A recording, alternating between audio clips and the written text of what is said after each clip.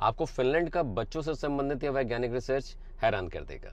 Parents को लगातार ये बताया जाता है कि धूल मिट्टी से दूर साफ सुथरे कमरे में रहने वाला बच्चा ही हेल्दी बच्चा होता है। अब आइए फिनलैंड के नेचुरल रिसोर्स इंस्टीट्यूट द्वारा किए गए इस मजेदार रिसर्च को देखते हैं। बच्चों के प्लेग्राउंड के जमीन या फर्श पर जो आर्टिफिशियल रबर आदि के नकली फर्श लगे रहते हैं, उन्हें कम्प्लीटली हटाकर इस इंस्टीट्यूट ने प्लेग्राउंड के फर्श पर नेचुरल चीजें जैसे मिट्टी, घास, जंगल की मिट्टी, काई, पौधे आदि लगा दिए। यानी कि बच्चों को आर्टिफिशियल एनवायरनमेंट से हटाकर फिर से प्रकृति के संपर्क में लाया गया। इस बदलाव के सिर्फ 28 दिनों में बच्चों के ब्लड टेस्ट में आश्चर्यजनक इंप्रूवमेंट दिखने लगे। बच्चों के शरीर में टी रेगुलेटरी सेल्स बढ़ गए। ये सेल्स बच्चों की इम्यून सिस्टम को मजबूत रखने में मदद करते हैं। फर्श में किए गए इस बदलाव के मात्र 1 साल बाद बच्चों के स्किन और पेट में हेल्दी बैक्टीरिया यानी कि गुड बैक्टीरिया की मात्रा बढ़ गई, जो बच्चों को हेल्दी रखने में मदद करते हैं, जबकि बैड बैक्टीरिया जो बच्चों को बीमार बनाते हैं काफी हद तक खत्म हो गए।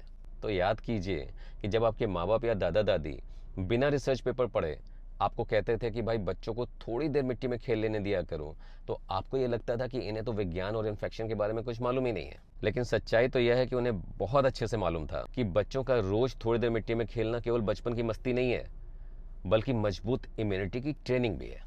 नमस्कार।